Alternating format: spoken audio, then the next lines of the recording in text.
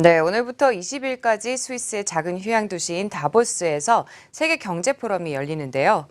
작년 6월 이후 브렉시트, 또 트럼프 당선, 그리고 또 이탈리아 개헌안 부결에서 드러난 바와 같이 정치적 포퓰리즘이 이제는 경제에 위협될 정도까지 심화되면서 올해는 소통과 책임의 리더십이라는 주제를 다룬다고 합니다.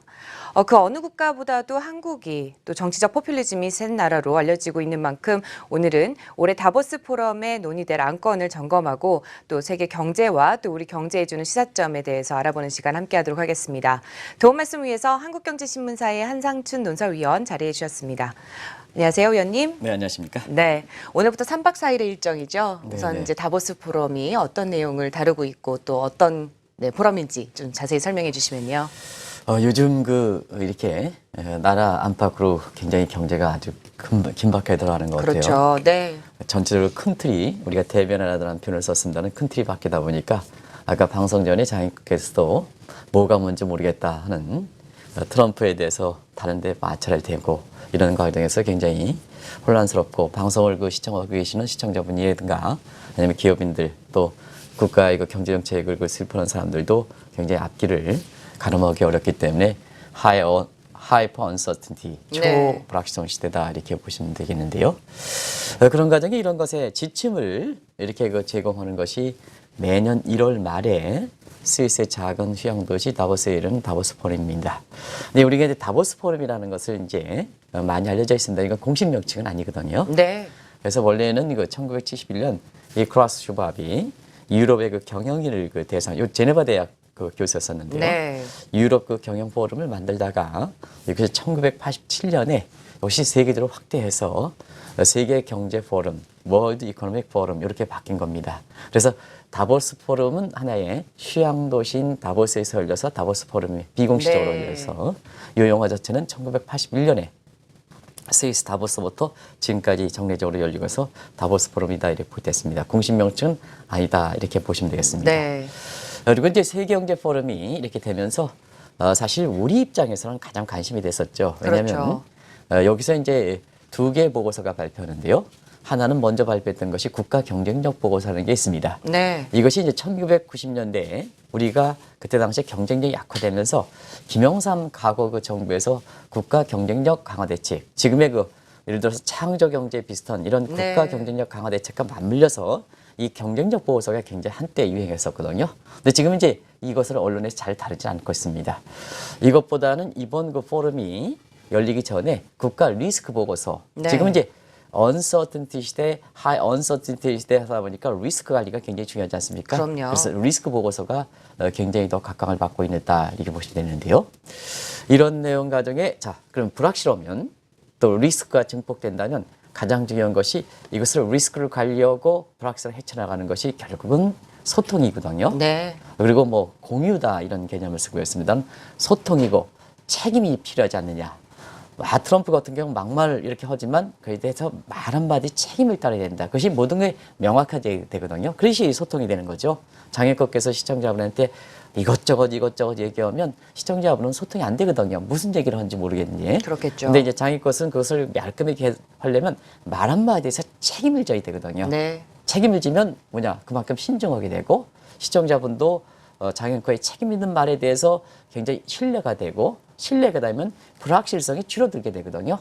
그래서 이번에 이렇게 안건은 이렇게 소통과 책임의 리더십이다 해서 지금 최근에 기승을 부리는 정책 포퓰리즘에 대한 어떤 경종을 울린다 하는 측면에서 불확실성 시대에 맞게끔 이렇게 안건이 정해진 것이 아닌가 생각됩니다. 네.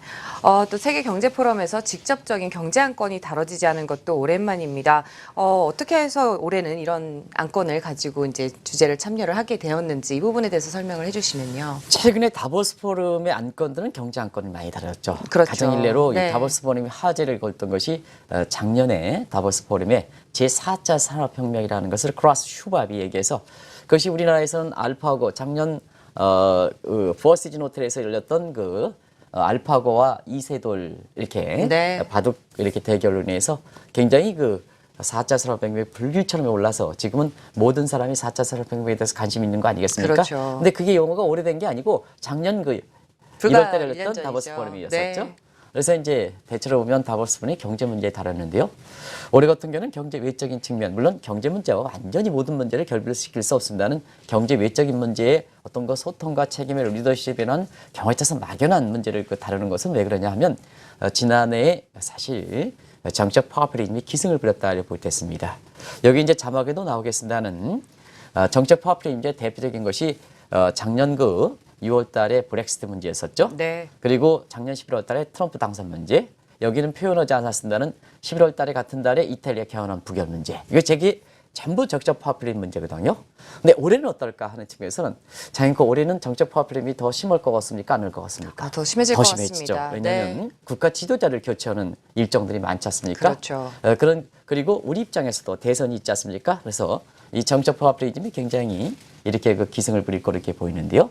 사실상 왜 정책 파워플리즘이 기승을 부리냐 하면 여권 자체가 정책 파워플리즘을 기승을 부릴 수밖에 없다 이렇게 보시면 됐습니다. 네. 그게 무슨 뜻이냐면 자 지금 실업 문제가 아주 증폭되고 있죠. 그다음에 실업 문제가 증폭되다 보니까 중산층이 무너지면서 빈부격차가 확대되거든요. 빈부격차 확대되면 없는 사람 입장에서는 아무래도 이 정책 파워플리즘의 인기 영합적으로 갈 수밖에 없거든요. 여기에 뭐냐?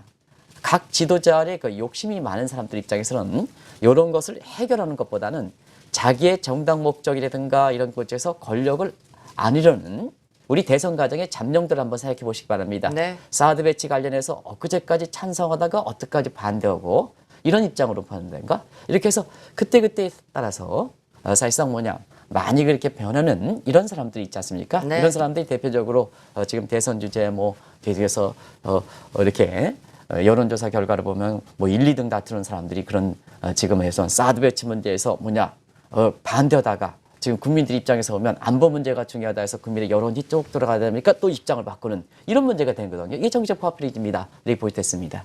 이런 분위기가 되다 보니까 결과적으로 이 정책 파워플리즘이 기승을 부리고 이것이 이제는 정책 파워플리즘은 정경 유착 문제가 되는 거거든요. 네. 경제가 이렇게 살아가면 정경분리 강조하지 않습니까? 그럼요. 그런데 한편에선 투명성 강조하면서 실제로 보면 정경 유착 문제가 되거든요. 자, 경제 본질은 사실 성장에 의해서 뭐든가 투명성을 강조하는데요. 실제로 보면 정경 유착 문제가 되고 지금의 우리나라 내부에서도 여러 가지 문제에서 이렇게 되는 것도 정경 유착 문제에 관련되어 있는 문제 아니겠습니까? 그렇죠. 박근혜 게이트라든가 최순실 게이트도. 그래서 이런 문제를 차단해야 세계 경제 입장에선 이렇게 회복되지 않겠느냐 하는 측면에 이 정책 파워플리즘을 차단하기 위해서 경제 외적인 문제의 소통과 책임의 리더십이라는 문제를 이렇게 이번 포럼에서 다룬다 이렇게 볼 때 있습니다. 네, 이번 안건도 굉장히 중요한 부분에 있어서 또 선정이 된 게 아닌가 싶은데요. 정치적 포퓰리즘이 또 적절히 제어가 되지 않을 경우에는 올해 세계 경제 또 상당한 어려움에 봉착할 가능성이 높아질 것 같습니다. 이 부분에 대해서 또 좀 자세히 말씀을 나눠볼까요? 네, 어제는 IMF가 수정 전망치 나왔죠. 네. 2월 달에. 그래서 전체적으로 보면 세계 경기 순환에서 보면 작년 2분기를 기점으로 세계 경기가 회복되고 있다. 특히 선진국들이 주도하고 있다. 이런 전망치를 발표했지 않습니까? 네. 다만 이제 한국 같은 경우에는 사실상 그 경제 성장률이 지난번에 3% 전망하다 2% 구체적 수치는 밝히지 않았습니다. 그래서 기획재정부도 알고 있다 하는데요. 알고 있으면 밝혀야죠. 근데 이제 알고 있다 하면서 안 발표하면 그거는 정책부서의 책임은 아니라 그러거든요. 2%에 2.3%는 2.5%든 그 밝히는 게 뭘 중요합니까? 그러다 보니 자꾸 의심을 가게 되거든요. 근데 아예 얘기를 하지 말든가. IMF 입장대로. 네. 근데 어쨌거나 이것이 이렇게 한국 경제에 이렇게 상당히 부분 이렇게 성장률을 낮추고 있는데요. 대체로 보면 세계 경기 순환에서 보면 회복 성장률을 상향하는 국가들은 정책 파퓰리즘에 대체로 약한 국가들이고 그다음에 우리라든가 이런 국가들 입장에서 보면 정책 포퓰리즘이 강한 국가들은 성장률을 낮추고 있다. 이렇게 보시면 되는데요. 올해는 뭐냐? 자, 올해 IMF에서 1월 수정 전망치 어제 내놓을 때 시나리오 전망 내지는 펜 차트식 전망을 하고 있거든요. 이건 뭐냐? 그만큼 자, 경제가 회복될 거로 이렇게 보긴 하지만 불확실한 변수도 많다는 의미입니다. 네. 불확실한 변수에서 가장 대표적으로 꼽은 것이 이렇게 트럼프의 불확실성을 꼽고 있지 않습니까? 그렇죠. 그런 측면인데요. 자, 올해 보면 이 정책 파퓰리즘이 세계 경제에 굉장한 경우에 따라서는 이렇게 소위 테일 리스크를 작용할 수 있다 하는 얘기를 IMF라든가 이런 게 보는 이유는 자, 일단은 트럼프 보호주의가 벌써부터 기승을 부리고 있지 않습니까? 그리고 테레사 메이도 당초와 달리 영국 국민들이 의외로 사실상 EU와 결별 문제, 하드 브렉sit 문제에 대해서 영국 국민들이 하다 보니까 이 빨간 구두에 이렇게 영국 수상 입장에서도 여기 영업하다 보니까 테레사 메이도 요새 연일 강세 그렇죠. 발언을 하고 있어요. 네. 여기 이런 강세 발언을 하다 보니까 네덜란드 총선 문제도 극우 정당이 득세하는 문제가 이렇게 봉착되고 있지 않습니까? 네. 그래서 사실상 이런 거를 볼 땐 EU의 균열 문제, EU 통합 100년 역사를 갖고 있는 균열 문제가 되거든요. 그러면 EU 경제 성장이 모처럼 회복세를 맞고 있는데 꺾이는 문제. 그다음에 도널드 트럼프의 보호주의가 기승을 부리는데도 세계 경제 꺾이는 문제. 이렇기 때문에 세계 경제 IMF 수정 전망치에서는 성장률이 올라간다 얘기하지만 시나리오 분석이라든가 판 차트 분석으로 이렇게 나가는 거거든요. 네. 그리고 한국 보겠습니다. 한국도 지금 정책 포퓰리즘이 기승을 부리지 않습니까? 뭐 사드 배치 문제 얘기했습니다는. 네. 그 다른 문제도 이게 세금 문제라든가 법인세 문제라든가 이런 문제도 같은 야당 입장에서도 서로 입장 차이가 있지 않습니까? 그럼요. 이런 그래서 전혀 전형적인 정책 포퓰리즘이라고 생각하거든요. 그리고 오늘 그 한국경제신문에서 사설에서 그랬습니다. 이 야당의 잠룡들이 언제 보수 성향 강조했습니까? 그러다 보니까 보수가 인기를 끄나 하는 사설이 나가고 있거든요. 그게 대표적으로 보면 이즘이라든가 성향은 그렇게 쉽게 바뀌면 안 되거든요. 근데 이즘과 성향도 국민들의 여론에 따라서 이렇게 저렇게 저렇게 바뀌고 하는 것이 우리나라의 대선에서 벌써부터 나타나는 문제가 아니겠습니까? 네. 그런 것이 전부 불확실한 문제가 아니겠습니까? 그런 측면에서 보면 지금 올해에 사실 전 세계 국가 지도자의 교체하는 일정이 많고 여기에 따라서 정책 파워프림이 기승을 부리다 보니까 올해 세계 경제 복병이 될 수 있다, 테리스가 될 수 있다 하는 측면에서 이 차단을 위해서 이번에 이 문제에 대해서 세계의 그 지도자들이 모여서 이 문제에 대해서 해법을 제시하는 이런 특별 세션이라든가 전체 안건을 가져가는 것이 아닌가 생각합니다. 네, 조금 전 또 우리나라에 대해서 말씀을 전해주셨는데요. 이번 다보스 포럼에 대해서는 한국에 대한 관심이 또 이례적으로 많이 높다고 합니다. 한국에 대해서 이렇게 관심을 또 유난히 보이게 되는 특별한 배경이 있을까요? 예, 다보스 포럼, 세계경제 포럼이 1987년 세계경제 포럼을 받고 나서부터 이 세계경제 포럼에 한국의 정치인들이 가장 유행처럼 갔었고 네. 한국의 대기업이라든가 기업이 유행처럼 갔습니다. 네. 1990년대에는 김영삼 정부의 국가 경쟁력 관련돼서 경쟁력 보고서를 놨다 보니까 이게 이슈가 돼서 한국에 이렇게 정치인과 그다음에 대기업 회장들이 많이 갔거든요. 여기 가려면요 그냥 공짜로 가는 게 아닙니다. 돈을 내야 되거든요. 네. 그러면 자 세계경제 포럼 입장에서는 한국의 정치인과 특히 기업인들이 많이 와서 재원을 착착 내줘야 되는데요. 올해 정치인들 갑니까? 안 가죠. 가죠. 네. 지금 못 가죠. 그다음에 대기업 회장들 여기 가야 되거든요. 근데 저렇게 구속시켜 놓으니까 내지는 구속하고 이렇게 해서 뭐 이렇게 그게 뭐 청문회든가 뭔가 이렇게 나오게 하다 보니까 저희가 할 여유가 있습니까? 못 가는 거죠. 그러다 보니까 세계경제 포럼 입장에서는 한국 사람이 돈을 척척 내줘야 되는데요. 돈을 내주다 못하다 네. 보니까 한국에 대해서 도대체 한국은 나라는 지금 뭐가 발생하느냐 하는 측면에서 공교롭게도 삼성의 이재용 부회장이 아까 우리 지금 김영경 PD에게 발빠르게 외신에 대해서 삼성 문제에 대해서 외신의 반응을 잘 만들어서 아마 시청자분한테 정리해드렸습니다는 그런 문제가 발생하니까 삼성의 삼성전자는 세계적 그룹이지 않습니까? 그렇죠. 그래서 사실상 한국에 대해서 관심을 갈 수밖에 없는데요. 또 한 가지 있습니다. 이번 포럼 직전에 리스크 보고서가 있는데요. 향후 10년간 세계경제 리스크에서 보면 초불확실성의 가장 큰 문제가 세계적으로 보면 실업 문제다. 네. 그중에서도 한국의 실업 문제가 이게 우리 실업 문제가 이 정도 됩니다. 이 실업 문제가 조사 대상 135개 중에 4위에 해당될 대로 한국의 실업 문제는 향후에 정책 문제라든가 경제적 문제라든가 대기업의 노사 문제라든가 그다음에 소득 간 계층 문제라든가 이런 거에서 가장 이슈가 될 것이다 하는 것이 세계 경영인을 대상으로 해서 조사한 결과를 이렇게 보거든요. 이게 우리나라의 실업 문제입니다. 실업 문제. 그리고 특히 우리나라의 경영인을 조사 대상으로 보면 세계 경영인이 생각하는 실업 문제보다 2배 정도 높다. 네. 그럼 우리 기업 경영에 있어서 보면 노동 문제 이런 것이 왜 4대 기업에서 노동 문제를 핵심적으로 꼽느냐 하면 우리 경영인들이 부가가치 창출의 주역들이 있잖아요. 세계 경영인들이 한국의 실업 문제에 대해서도 사실 조사 대상 중에 4번째로 이렇게 리스크를 꼽고 있습니다는 우리 국내 기업인들이 실업 문제에 대해서는 세계 경영을 2배나 높다는 얘기거든요. 네. 이런 것이 이번에 국가 경쟁력 보고서에서 우리가 모두가 생각해야 됩니다.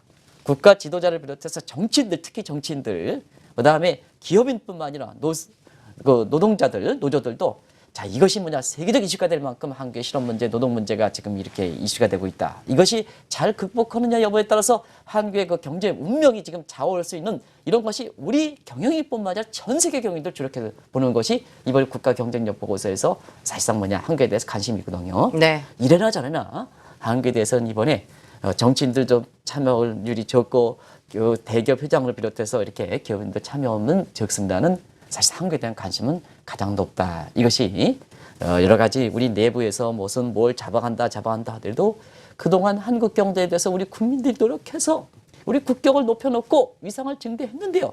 잘 관리하지 못하면 이렇게 국가에서 보면 한국에 대한 관심이 좋은 쪽에 관심이냐면 전부 나쁜 쪽 아닙니까? 나쁜 쪽. 이런 것을 한번 봐야 되거든요. 이걸 다시 복구시키려면 어려운 겁니다. 한번 올라갔다가 떨어지는 것은 떨어졌다가 다시 올라가려면 굉장히 어려운 거거든요.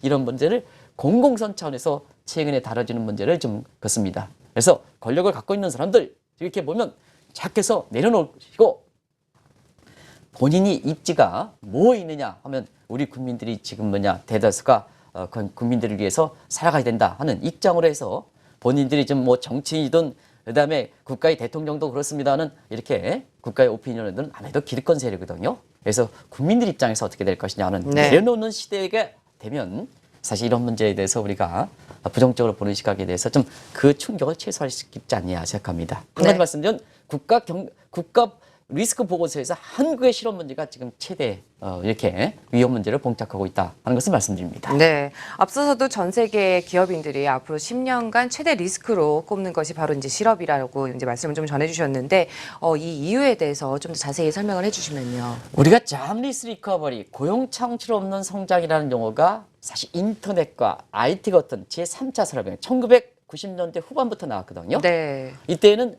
사실 뭐든지 뭐냐 수학 체감의 법칙이 적용되는 게 경제학의 마이크로 시어리의 하나의 핵심적입니다는 자 공급에서 보면 네트워크만 깔면 깔수록 생산성이 증대하다 보니까 고용이 필요 없지 않습니까? 네. 그러다 보니까 잠리스 리커버리라는 용어가 나온 것이 1990년대인데요.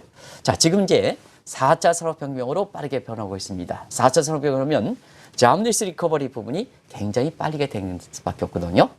뭐든지 사람을 대신하지 않습니까? 그렇죠. 사람을. 네. 그러다 보니까 잠리스 리커버리가 되다 보니까 결과적으로 실업 문제가 향후 10년간 세계 경제 쪽에서는 가장 큰 소위 리스크가 될 것이다. 이렇게 꼽는 것이 아닌가 이렇게 보고 있습니다. 그러다 보니까 각국의 경제 정책에서 보면 일자리 창출이 중요하죠. 네. 그래서 지금 모든 국가들이 경제 우선순위가 뭐냐? 일자리 창출이죠. 그런 각도에서 보면 오바마 정부가 왜 집권 후에 램도 겪지 않고 60% 정도에서 향후 뉘앙스가 비칠 만큼 이렇게 인기가 높냐 하면 오바마 정부는 일찌감치 이런 것을 해서 모든 경기 대책을 오바마 일자리 대책으로 하다 보니까 경제 성장률이 2%도 안 되는 데는 실업률은 뭐냐? 과거 오바마 정부가 출범한 8년 전에 10%에서 지금 4.6% 절반으로 축소되는 거 아닙니까? 그래서 지금 뭐냐? 세계에서 실업 문제가 향후의 10년간 가장 큰 문제다 보니까 경제적 우선순위도 일자리 창출 대책으로 가고 있다. 이렇게 보시면 되겠습니다. 그리고 자 해외에서 나갔던 그동안 글로벌인데요. 대부분 다 이 글로벌 기업이 선진국들이 임금이 높다 보니까 코스트적인 측면에서 자 해 나가라 했는데요. 그것이 세계하고 이렇지 않습니까? 근데 너무 나가다 보니까 고용 창출 리스크가 남아다 보니까 어떤 문제냐 하면 자국내에서 실업 문제, 그 다음에 부유세라든가 때려가지고 밑에 사람들 해 이런 문제가 봉착하거든요. 그리고 네. 재정 부담이 크거든요. 그렇죠. 근데 어차피 그럴 바에야 나간 기업 들어와라. 코스가 높으면 어차피 실업 고용 증대 보험으로 줄 바에야 자 기업한테 주겠다. 그럼 일자리 창출시켜라. 이런 문제거든요. 그래서 리시어링 정책 이런 것이 지금 되다. 이렇게 보시면 되겠습니다. 그러다 보니까 여러분 트럼프가 많은 사람들이 입장에서는 뭐 이렇게 이단하든가 좀 미친 사람이다 하지만 이런 문제에 대해서 지난번에 기자회견을 통해서 보면 job이라는 용어, 일자리라는 용어 몇 번 했습니까? 17번에 걸쳐서 했죠. 네. 그 짧은 순간에 17번 하는 것은 결과적으로 이런 추세를 읽고 있다는 얘기거든요. 네. 그런 것이 미 국민들이 미친 사람이다 이렇게 하더라도 미 국민들이 이렇게 환호를 하는 네. 이런 배경이 아닌가 이렇게 보고 있습니다. 또 한국의 실업이 위험하다고 한다면 실제로 한국의 고용 사정도 굉장히 어려울 수밖에 없겠죠. 근데 이제 분명히 또 통계가 나와 있다고 하는데요. 이 부분에 대해서도 말씀을 전해주시면요. 일단은 액면 그대로 숫자 가지고 우리 통계 발표는 가지고 말씀드리고 네. 거기에 사족을 달겠습니다.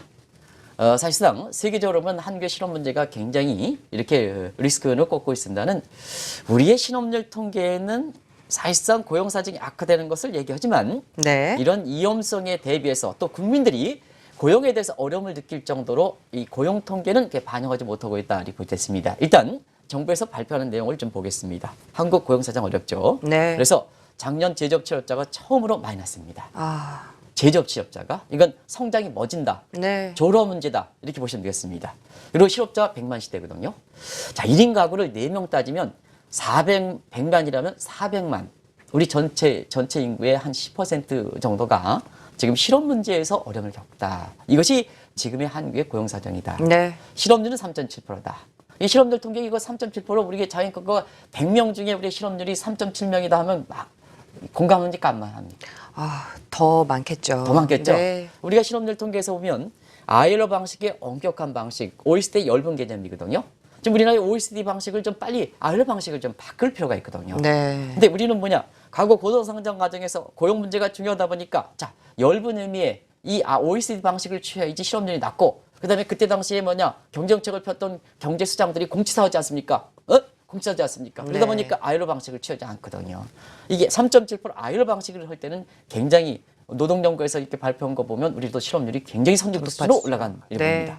그리고 청년 실업 문제. 지금 가정에 있어서 체감 물가가 올라가는 설 연휴를 앞두고 이게 체감 장바구니가 올라가는 함께 이 가정의 모든 행복이라든가 결정하는 게 청년 실업 문제거든요. 자, 9.8%랍니다. 이 자체가 통계치사상 가장 최고치를 기록한다 해서 연일 청년 실업 문제가 이렇게 되고 있습니다는 현대경제연구원이 자, 체감적인 청년 실업률, 내가 일자리를 포기하거나 일자리를 갖고 있어도 사실상 굉장히 잠재적인 실제적으로는 실업률에 해당되는 이런 사람들을 포함해서 청년 실업률을 뭐냐 34.3% 이렇게 나오거든요. 네. 이거는 뭐냐면 그리스라든가 스페인 이 정도 수준에 해당되는 수준입니다. 이게 문제거든요. 네. 그래서 이런 문제가 우리 실업률 통계가 맞지는 않긴 하지만 우리나라에서 그대로 이렇게 되고 있다. 이런 상태인데요. 사실상 오늘 제가 이게 청년 실업 문제 현대경제연구가 34%다 보니까요. 저도 자식을 갖고 있는 입장에서 보면 굉장히 눈물 나는 얘기입니다. 그럼요. 그러면 이렇게 정치인이라든가 뭔가 해서 물론 이렇게 가르고 있는 이런 성격입니다는 이런 문제 좀 한번 고민을 해줬습니까? 지금 뭐냐면 개헌 문제 이런 거 얘기할 것보다는 일자리 창출 문제 이런 거 얘기하는 게 좋지 않습니까? 내 자식들이 뭐냐 이렇게 지금 일자리를 하지 못하고 있는데요.